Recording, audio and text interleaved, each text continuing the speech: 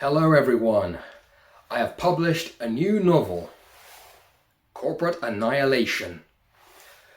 So what is it about? It's about a CEO billionaire named Gerald Helix, and he's passing on his corporation to his 4 children. But the problem is, they hate each other.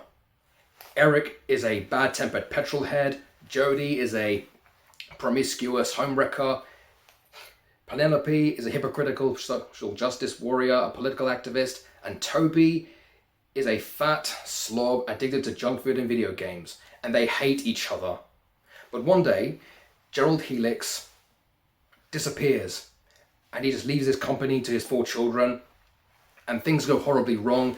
A rival corporation comes out of nowhere and challenges them, and they fall. In this novel, will they learn to change their ways? Will they learn to love each other? Will they learn to work together to take down this rival corporation? We'll discover in this novel. So in this video, I'd like to read a small excerpt from it to you.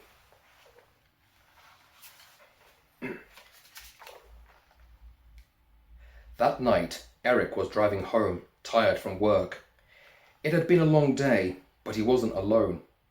Marie sat in the passenger seat next to him, also tired from a long day. They took a glance at one another and then smiled. He breathed in the scent of the leather seats and the pine air freshener hanging from the rear view mirror. The petrol from the car combined with her sweet scent.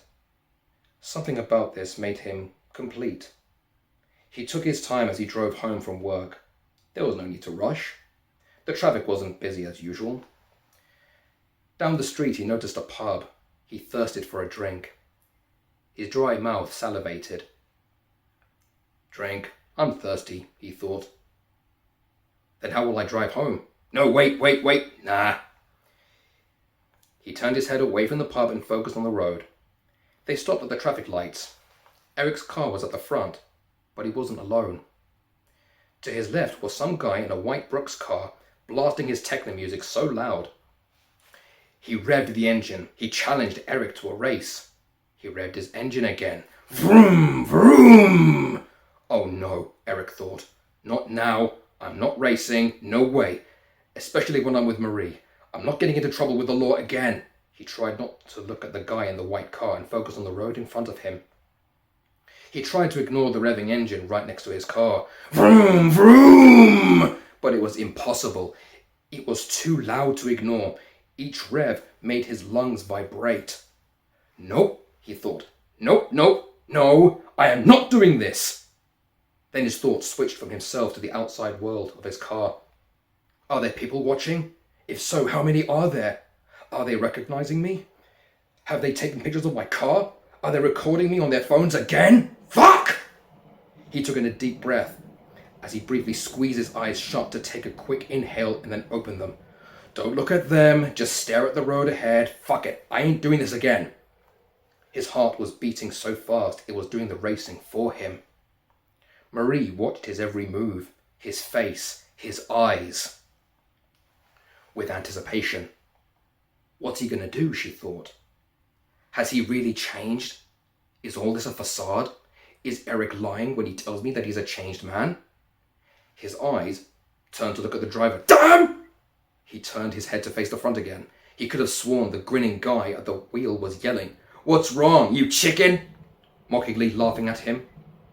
Next to that driver was a blonde who looked like a supermodel. Eric recognized her. Holy shit, an ex-girlfriend from like what? Fuck knows how many years ago? And she's with him, laughing at him. The couple gave off hysterical laughter like a couple of hyenas challenging him to a race. With their music blasting out of their car, disrupting the peaceful, quiet drive Eric wanted with his girlfriend. His neck became stiff.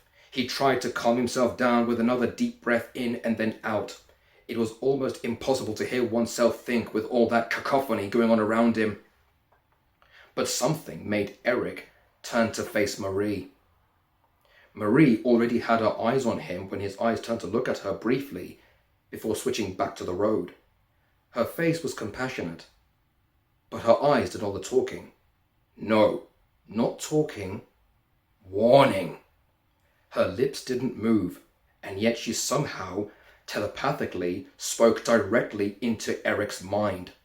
You better not, Eric. You better not. The lights have been red for a while now. They're about to change any second. Vroom, vroom, vroom! The loud engine next to Eric made his lungs vibrate again.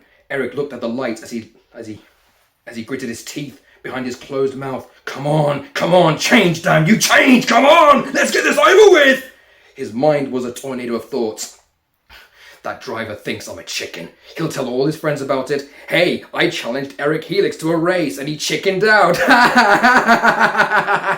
Ex-girlfriend will spread rumors about me, online and offline. Ha ha, he embarrassed himself in front of his girl. The cops, jail time again. Where's Dad? Helix Motors. I will not fuck this up. Endless humiliation on social media. Marie's watching you. The pub. The laughing hyenas in the other car. His inner voice was thrashing about violently in his mind, combating the demons in his mind. All he could repeat to himself, fuck off, fuck off, fuck off, fuck off! Green! The tires of the car emitted a loud, screeching noise, desperately letting the whole city hear its screams. But it wasn't Eric's car. It was the white car. Smoke came out of the car's exhaust pipe, burning rubber. The white car shot off with a zoom. Without even going a few blocks, a police car burst out of an alleyway and gave chase. Busted already, that bastard. Eric chuckled to himself, his heart thumping against his chest like a big drum. Eric moved off at a steady speed. The muscles in his shoulders ached from the tension. I bet Marie thinks I'm a real pussy now. Now the whole world knows that I chickened out of a race. It's going to be all over social media any minute. But god damn it, at least I still have my company, Helix Inc. My father's legacy. I'm not going to jail. I'm clean. It's over now. But there was nobody around who recognized Eric. Instead, the show was on the couple who got pulled over. A few people stood around to film them on their phones, laughing at them in a mocking way, oblivious to Eric's presence as he drove past. Eric's hand was on the gear stick while the other was on the steering wheel. Then he felt a warm hand on top of his. Her soft, pale skin sent a soothing energy that slowed down his heart rate. He began to relax. I love you, said Eric. He turned to look at her. He took her hand and kissed the back of her hand as he looked into her eyes. His eyes and kiss said it all. I love you too. He didn't need to say a word. They made their way home. Eric drove home in peace and quiet. Eric thought of something he'd read in prison. Ego is man's biggest enemy, a demon that seduces men like an enticing woman. And then heavens will throw everything at you to put you to the test to see if you succumb. Will you stand with godly principles, or will you submit to the devil? The choice is yours. The heavens had tested Eric to his limit. He prevailed. He wanted a peaceful drive home with his girlfriend and to have dinner with her. As ordinary as that may seem, it was a joyous occasion. His wish was granted.